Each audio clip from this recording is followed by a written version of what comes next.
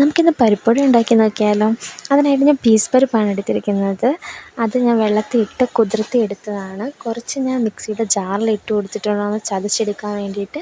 അതിലേക്ക് പെരുംജീരകവും 3-4 വെളുത്തുള്ളി ഇട്ട് കൊടുത്തിട്ടുണ്ട്. പിന്നെ പീസ് പരിപ്പ് കുറച്ച് മാറ്റി വെച്ചിട്ടുണ്ട് കേട്ടോ, ലാസ്റ്റ് ചേർക്കാൻ വേണ്ടിയിട്ട്. പിന്നെ നമുക്ക് സവാള, ഇഞ്ചി, കറിവേപ്പില എന്നിവ വേണം.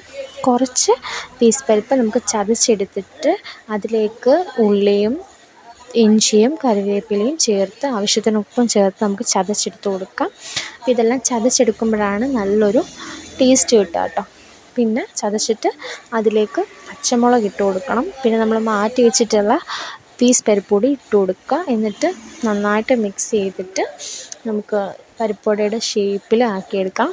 എന്നിട്ട് പാൻ അടുപ്പിൽ വെച്ചിട്ട് എണ്ണ ചൂടാകുമ്പോൾ അതിലേക്ക് ഇട്ട് കൊടുക്കുക കേട്ടോ.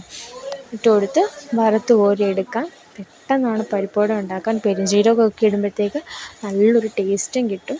ഇത് ആദ്യം നമ്മൾ വറുത്ത് കോരിയത് ഇവിടെ കോരി കഴിഞ്ഞപ്പോഴേ കാലിയായി കേട്ടോ. പിന്നെ അതിൻ്റെ കൂടെ ചായയും വെച്ചിട്ടുണ്ടായിരുന്നു.